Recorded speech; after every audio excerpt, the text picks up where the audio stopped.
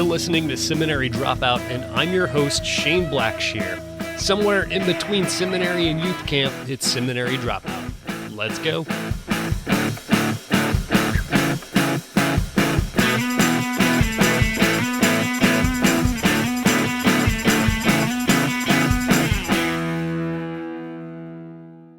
My guest today is Scott Sauls. Scott serves as a senior pastor of Christ Presbyterian Church in Nashville, Tennessee. Scott's a frequent speaker at church conferences, leadership retreats, and to university students. Scott currently lives in Nashville with his wife, Patty, and his daughters, Abby and Ellie. Scott, thanks so much for joining us on the show. Thanks for having me. Well, you've written a fantastic book here, Jesus Outside the Lines. It's, essentially about Jesus, about our God, not really fitting into the predefined categories that society seems to offer us. Is that fair? Yeah, I think it's fair. If by not fitting into the category, you mean not being the type of God and Savior who's interested in his followers becoming hostile and consternacious in culture wars and things like that. I think that we can do better than that, and I think that Christ leads us in a path that's better than that. You use a great phrase, and I think you borrowed it maybe from a political cartoonist, but the phrase is outrage porn. Yeah, it's Tim, I think you say his last name, Kreiter, but yeah, it's a phrase that he coined. Outrage porn, everybody, according to him, and he's addressing really just how the blogosphere and social media seems to light up whenever there's a contested issue in the culture. He says that everybody seems to be looking for something to be offended by, and that we all want to feel right and wronged. So yeah, that's what he calls outrage porn. I'm curious if you thought about if there's something about where we are as a society that makes us more polarized, or have we always been this way? I think there's, it's as old as time. I mean, ever since Adam and Eve, fell in the garden, they started, passing blame off to one another and defending themselves. And, you go to the New Testament and you've got a Pharisee who prays, and it says that, Jesus' assessment is that he trusts in himself, that he's righteous, and he looks down on other people with contempt. And so it's not a new phenomenon. I think it's just a phenomenon that's, with the advent of social media and the rise of social media and the blogosphere and how accessible it is and such, and how heated things have become in our culture on various issues. Outrage is definitely in the air. I mean, there are all kinds of publications that are writing about it. Slate magazine did this multi-essay piece recently that they called, the title of it was 2014, the Year of Outrage.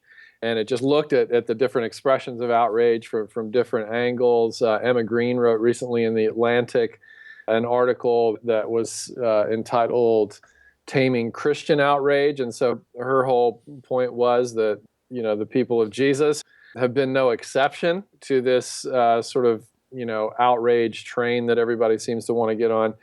One of our former U.S. presidents, Bill Clinton, said that the one remaining bigotry in modern society is that we don't want to be around anyone who disagrees with us. And so it's sort of this pervasive thing that I think is getting people's attention. I was just looking at the weekly email from Relevant magazine where they feature, their most read and shared articles. And there were like 5 of them on, this phenomenon of how angry everybody is and how Christians really should maybe consider not taking that approach because it's not really productive. I have to think that social media plays a role in this, because I think it's given us an avenue to discuss the nitty-gritty of our beliefs, and it also removes us in a way from face-to-face interactions, so we're more bold to our detriment about our beliefs. Is there anything to that, you think? I think so. I mean, bold to our detriment is a good way to put it. And I don't think there's anything wrong with boldness. It just, I think what we need to ask is what kind of boldness do we want to have?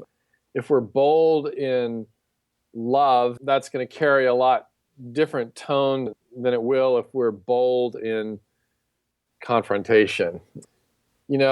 The book is, it surrounds this idea from a bunch of different angles, just exploring what it could look like for Christians especially, but really everybody, but Christians especially, to sort of rethink the notion of taking a stand, rethink what it means to be a person of conviction, because the word conviction conjures the image of somebody who's angry, intense, maybe defensive, sometimes hostile, kind of in your face. But I think that the kind of conviction that Jesus calls us into is a very endearing, winsome kind of conviction.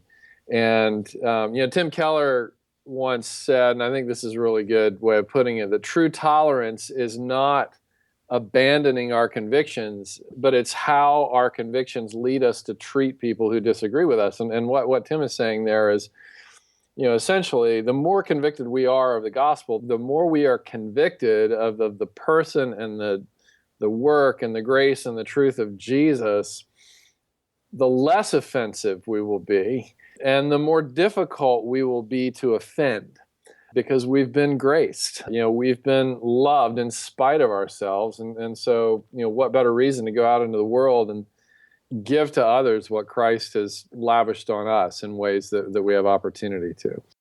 Well, you touch on something that I think is really important, and that is that I feel when I am most angry because I feel that someone's offended me, it's in those times that I've also really forgotten how much I myself have been forgiven. Mm-hmm. And when I keep that center stage, I have a really hard time casting stones, so to speak. Yeah, I mean, Jesus taught a whole parable about that, about the unmerciful servant, and the path toward forgiving is all about perspective. Recognizing the debt that Christ, not begrudgingly but gladly, gave his life for. For the joy set before him, he endured the cross. The magnitude of the debt. The cosmic treason that we have repeatedly committed against him is what he was glad to forgive us for, and planned from before time that he was going to do whatever it took to forgive us for those things. When we understand that in perspective relative to the offenses against us, it really doesn't make a whole lot of sense to hold grudges. You speak a lot about loving people and extending kindness to people with whom we disagree. And in that, you really break down a lot of the specific issues that tend to be most divisive. And I'm wondering if that's hard to dissect those issues without making it about making a case toward the side of the issue that you lean on. Was that something you're conscious of when you were writing the book? Yeah, I mean, Christianity isn't mushy. I mean, it's not, live and let live. Christ is the way and the truth and the life, and no one comes to the Father but through him. I mean, you can't get more definitive than that. And so, if we back off of the truth of Christ, we're just basically cowards. So what I'm trying to do is, at least, put forth a way forward for those who want a more gracious tone in their interaction with people who don't see things as they do and believe as they do, while also keeping their beliefs. Christ came full of grace and truth, and so we should assume that's how he wants us to move out into the world, into the workplace, into the conversations that we're in, the friendships, relationships that we have, the disagreements that we have with people. If we're going to embody Christ, and if we're going to go out into the world as the aroma of Christ, then we will want to be about grace and truth, because grace without truth is really just a modern form of Sadduceeism, where you just assimilate into the culture, and if there's anything that you disagree with culture about, nobody knows about it because you're so much of a coward that you won't tell them where you believe, even if they ask you.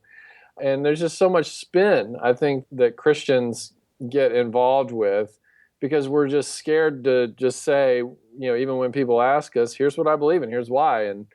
And really, it's not about what I believe, but it's about what Christ has said. And I'm kind of bound to pretty much everything that Christ has said. And, Christ himself said, if we're ashamed of his words, then that says something about whether or not we're really with him, if we're ashamed of his words. And so grace without truth is in some sense a form of cowardice. But truth without grace, on the other hand, is it's spiritual aggression, it's Pharisaism, it's scolding, it's hurtful. And so what I'm trying to do in Jesus Outside the Lines is to just, paint several different scenarios. What does it look like in politics? What does it look like in the sexuality discussion? What does it look like in the, faith and science, faith and reason, Christianity and atheism discussion? A lot of hostility around all those different conversations. And, what does it look like is really the question I'm asking in the book. What does it look like for the people of Jesus to go into these conversations in a disarming way rather than in a way that fuels the fire? And what does it look like to maintain integrity in our beliefs and our convictions and genuinely love, listen to, and serve those who don't believe like we do, and do those all at the same time? So that's really what the book is after. When we encounter people whose beliefs inside Christianity or out, but their beliefs are mutually exclusive with ours, it's not just, and you do a good job in the book about saying, here's this side and here's this side, and here's how kind of Jesus doesn't really neatly fit into both of those sides. But there's a presumption there that people will see that. Does that make sense? And what happens when they don't, when people, like I said, who are Christians, who aren't, but where they come down is mutually exclusive from us? How do we approach those kind of situations? Yeah, I just actually wrote a piece this week for the Q, or the Q Ideas website, Gabe Lyons and that whole crew. Sure. And I wrote it on the sexuality conversation, and where I came down was basically, I was basically wrestling with the question that you're asking right now. What if there's an impasse? Because there really is an impasse on that particular issue between those who hold to the historic, Christian understanding of what the scriptures teach on sexuality and marriage, and between the LGBT community. And the way forward that I'm trying to propose in that piece at Q Ideas is, can we not disagree agreeably? Can we not have friendships across differences? Because that's what Christ did. I mean, the only people that Jesus wasn't really friends with was mean-spirited religious people who kind of abused other people. And yet you see him figuring out a way to uphold his ethics, the kingdom ethics. I mean, the Sermon on the Mount, you don't get more in your face than, you know what, you think you haven't committed adultery, but you really have, and you continue to if you've lusted in your heart. You think you haven't murdered somebody, but you really have if you've hated somebody. You think that you're prayerful, worshiping person, but you're really just doing these things to be seen by man. And so Jesus doesn't diminish the law. He actually raises the bar on what the law means for us. He offends all of us. He does. And at the same time, the tax collectors, the sinners, the lepers, the prostitutes, the pimps, the crooks, they can't get enough of him, and they're flocking. Every time that he's out in public teaching or doing whatever he's doing, they're flocking to him. And so, the rich ruler account is a great example of this, where, the rich ruler, he basically says thanks, but no thanks to the invitation that Jesus extends to him to follow him, starts walking the other way. And the writer observes two things. He observes first that as the man walks away from Jesus, while he's walking away, Jesus looks at him and loves him. And while he's walking away, the second observation is the man's walking away sad. He's not feeling condemned. He's not feeling put in his place. He's feeling sad, which leads me at least to think that there was something in him that wished that he could somehow get past this hurdle of his money having him around the neck. But for whatever reason in that moment, he just couldn't. But, there are plenty of examples out there, actually, of this happening. I mean, you look at, what happened a couple of years ago, for instance, in Portland, where, evangelical Christian evangelist Kevin Palau, sort of rallied together several people in the evangelical Christian community to approach the gay mayor of Portland. I think his name is Sam Adams. Great beer as well, but also the name of a mayor of Portland. And he had no chance of not getting elected. Yeah, seriously, no kidding. But they figured out a way across their differences about something that's very personal for the mayor. They figured out a way across their differences to work together to serve and improve the lives of those in need in Portland. And they did it together. They combined ideas and resources and energy, and everybody walked away from that experience feeling like it was a win, not just for Portland, but for them, the mayor included. And, Chris Stedman is atheist and is self-identifying. He refers to himself as queer. And I refer to this in the introduction of Jesus Outside the Lines of the book, where he basically says, look, I'm committed in whatever way it's possible to work across differences as an atheist and as he calls himself, as a queer man, working across differences to serve the common good in whatever ways that Christians and people who believe in God and atheists have in common. Like, we all want to end bullying. We all want to end injustice. We all want to fight poverty. So let's start there. Let's start with what we have in common, and then through that have respectful dialogue about things that we disagree about, and we'll all be the better for it, hopefully. So I just think there's a better way, instead of throwing grenades that persuade nobody and alienate a lot of people. I'm wondering, so you take, most of the chapters are almost case studies of, showing your thesis about, Jesus outside the lines, where he doesn't fit neatly into one side of an issue. And it's too much for us to go in topic by topic, but I wonder if we could take one real quick and just kind of talk about that a little bit. One of it may have been the first issue that you talk about, is politics in general. Mm-hmm. How do you feel that both sides have missed the boat, and how both sides have got some things right? Oh, when you're talking about both sides, you're talking about blue state and red state, yes, tribes. Yeah, because that's one of your chapters, is red state, blue state. Yeah. I think we get it wrong every time we assume that God's on our side, and God's definitely not on their side. I think we completely miss the boat, and we forget that Jesus' kingdom is not of this world, and that every human system, every human platform and political philosophy, the truth of Christ comes in and affirms certain things and critiques certain things. And we've got to be humble in that. And I think it's helpful also to realize that Jesus's little tribe of 12 disciples that he chose as the people that he would walk around with and minister to people with, heal the sick with, cast out demons, speak truth to power. The people that he chose to walk alongside him for those 3 years included Simon, who was a zealot, and you couldn't be more against the government than a zealot. Not just in favor of small government, in favor of no government. And then you had Matthew, tax collector, who worked for the government, and those two are called to live as one together in the kingdom of God. And it's interesting, of all the different gospel writers, Matthew, the tax collector, is the one that highlights the most that Jesus called Matthew the tax collector and Simon the zealot, to follow him together.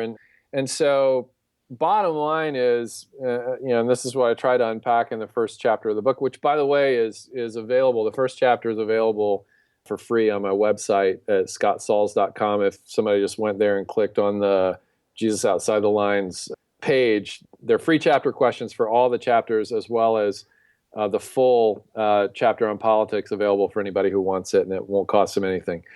But bottom line, I think, or at least the thought that I try to unpack, is that if I feel that I have more in common with people who share my politics but not my faith than I do with people who share my faith but not my politics, then I'm probably on some level rendering unto Caesar what belongs to God. And, it's striking to me how disengaged Jesus was with the political world of his day. They want to make him king. He runs for the hills.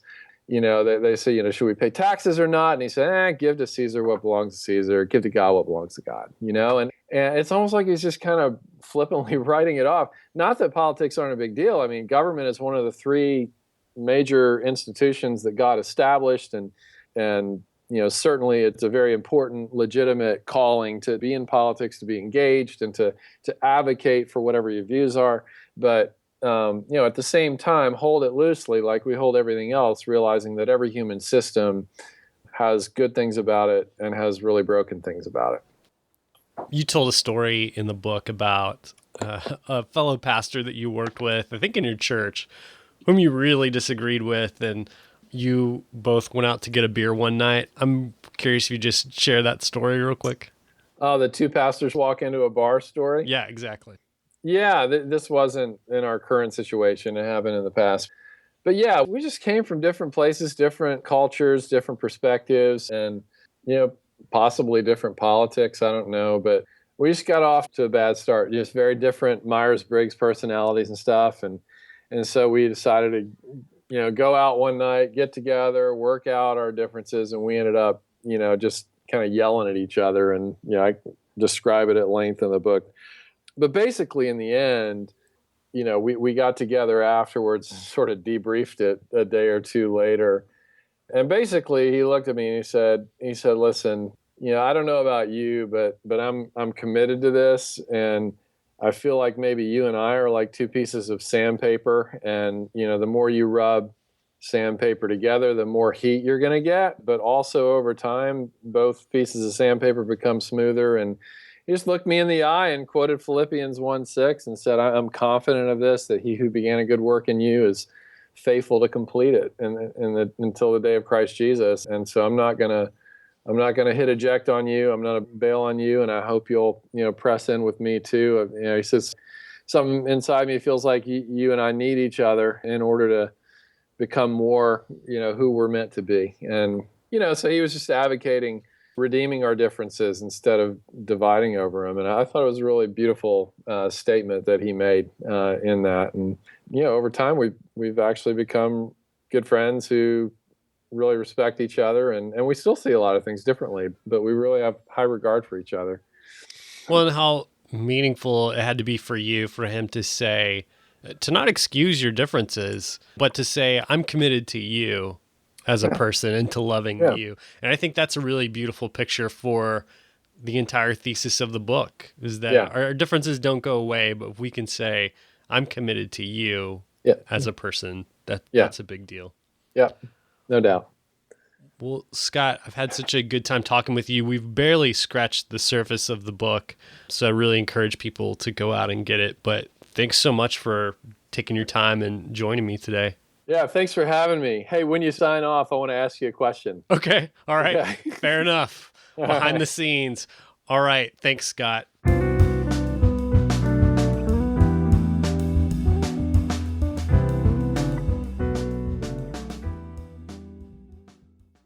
Thanks for joining me for another episode of Seminary Dropout. Remember, you can find all the show notes for this show and all shows at ShaneBlackshear.com. Thanks to those that left ratings and reviews on iTunes this week. Remember, that keeps the show front and center. Also, remember, you can find me on Twitter at @BeardOnABike. That's @BeardOnABike. Also, I'm on Facebook, facebook.com/ShaneBlackshear123. And remember that Seminary Dropout is listener supported. You can visit supportseminarydropout.com and press Become a Patron. Remember, this music you're listening to right now is by D.L. Rossi. You can find him online on iTunes and at dlrossi.com.